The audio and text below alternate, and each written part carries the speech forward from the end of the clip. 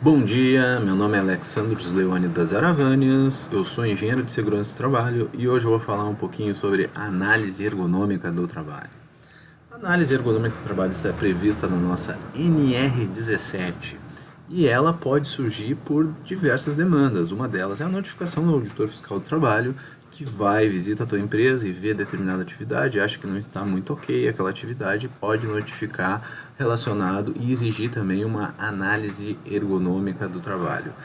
Outra questão que pode surgir também para que faça necessária uma análise ergonômica do trabalho são setores com muitas incidências de doenças osteomusculares relacionadas ao trabalho ou doenças relacionadas a esforço repetitivo. Então são essas demandas que podem exigir dentro da minha empresa, dentro dos setores da minha empresa, uma análise ergonômica do trabalho. A NR17, vocês vão verificar na norma quando vocês fazem uma leitura, que ela é dividida em 4 grandes tópicos. Um tópico elenca 3 outros tópicos, que é o primeiro tópico é a adaptação do trabalho às características psicofisiológicas do trabalhador. Ou seja, eu tenho que fazer uma análise ergonômica do trabalho para adaptar o meu trabalho às características psicofisiológicas do trabalhador. Esse tópico ele se desmembra em 3 outros grandes tópicos, que um é relacionado aos equipamentos, a condição dos equipamentos em relação às características psicofisiológicas do meu trabalhador, as condições ambientais também, e também as condições organizacionais, a organização em relação a essas características.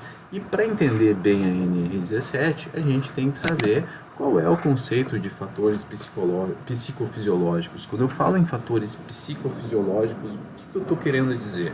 Estou querendo mencionar a questão dos fatores antropológicos, fatores psicológicos, fatores antropométricos e fatores fisiológicos. Todos esses fatores antropológicos, o nível de instrução do meu trabalhador, o grau de treinamento dele, onde ele vive, onde ele nasceu, ele está inserido dentro de uma família, ele tem ensino fundamental, ele tem ensino médio, questão psicológica, como ele se sente dentro da organização, ele acha as atividades dele importantes, ele gosta de realizar as atividades que ele está realizando hoje em dia, que está inserido dentro dessas atividades, os fatores antropométricos, o tamanho dele, a altura dele, a condição de envergadura dele é adaptada às atividades que ele está realizando. Ele está realizando a atividade de uma máquina que é muito alta, ele tem altura para isso, e a questão fisiológica também. Então, todos esses fatores individuais eu tenho que levar em consideração na minha análise ergonômica do trabalho.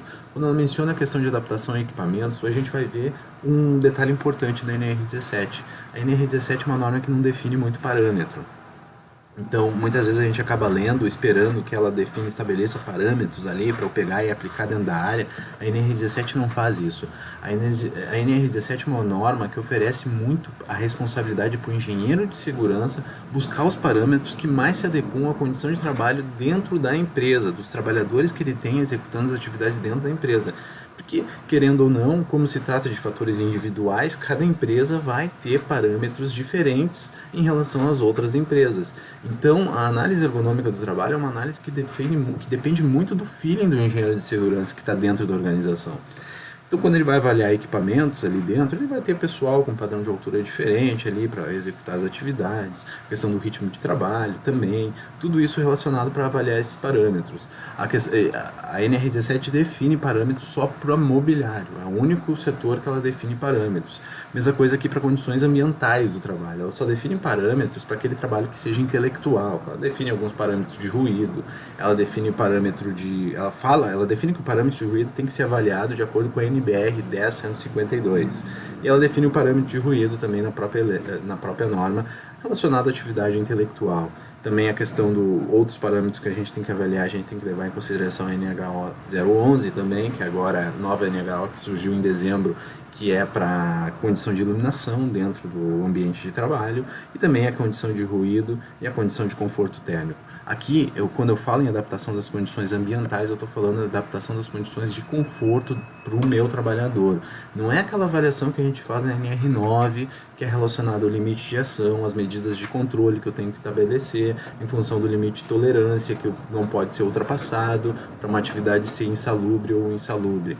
Então, é completamente diferente da avaliação que a gente faz no PPRA, que é de grupos homogêneos. Aqui é uma avaliação mais individual quando a gente faz análise ergonômica do trabalho. E também a adaptação da organização do trabalho às características psicofisiológicas do nosso trabalhador. Aí também vai envolver os parâmetros relacionados ao trabalhador que a gente tem dentro da organização. O que o manual de aplicação da NR17 traz é questões relacionadas ao ritmo de trabalho e à cadência de trabalho dentro da empresa, entendeu? O ritmo de trabalho, explicando basicamente o que seria o seguinte: eu tenho um trabalhador que a gente trabalha no modelo Fordista, onde tem uma esteira que puxa toda a produtividade, e esse cara tem que produzir uma peça por minuto. Ou seja, em 8 horas de trabalho diários, ele vai produzir 480 peças. E eu tenho um outro trabalhador com um ritmo mais livre de trabalho que ele tem que produzir 480 peças diárias. Não interessa que ele tem que produzir uma peça por minuto. Em algum minuto ele pode produzir 2 peças, em outro minuto ele pode produzir 3, em outro ele pode produzir nenhuma, mas o que ele tem que me entregar no final do dia são 480 peças. Isso está relacionado a um ritmo de trabalho mais livre. O cara passa a ter um ritmo de trabalho mais livre. A questão da postura também no trabalho, ela tem que ser livre. O cara tem que ter ele tem que ter a possibilidade de trabalhar sentado, ao mesmo tempo em pé também. Tem que ter variações posturais dentro do trabalho. Então, esses parâmetros todos que a NR17, que não... todas essas características do trabalho, não é estabelecido parâmetro específico para cada atividade. Isso vai muito do feeling do engenheiro de segurança do trabalho, por isso que todo engenheiro de segurança do trabalho ele tem que ler o manual de aplicação da NR17 que está no site do Ministério do Trabalho e Emprego. E a gente pode verificar que locais de trabalho onde tem muito afastamento relacionado a doenças ocupacionais, seja por esforço repetitivo, ou seja, doenças osteomusculares relacionadas ao trabalho, a gente vai ver que é uma população mais jovem que trabalha lá e tem muita rotatividade dos cargos. Por isso é muito necessário uma análise ergonômica do trabalho nessas atividades para evitar com que ocorra esses afastamentos. Então, quando a gente menciona a análise ergonômica do trabalho, a gente tem que entender que a maioria dos parâmetros vão ser estabelecidos pelo próprio feeling do engenheiro de segurança que vai fazer essa análise, e o auditor fiscal do trabalho vai acabar aceitando. Quando ele faz uma boa análise ergonômica do trabalho, o auditor fiscal do trabalho aceita aquela análise. Muito cuidado, que tem muita empresa por aí que promete uma análise ergonômica do trabalho, não, né? Promete uma avaliação dos riscos ambientais relacionados à ergonomia dentro do trabalho no PPRA. Na minha opinião, isso aí não existe, é um estelionato normativo, falando bem a palavra correta para a situação, porque a abordagem da NR9 do PPRA é uma abordagem a grupos homogêneos de exposição aos riscos, uma abordagem mais coletiva e não uma abordagem individual que a gente tem que realizar na análise ergonômica do trabalho.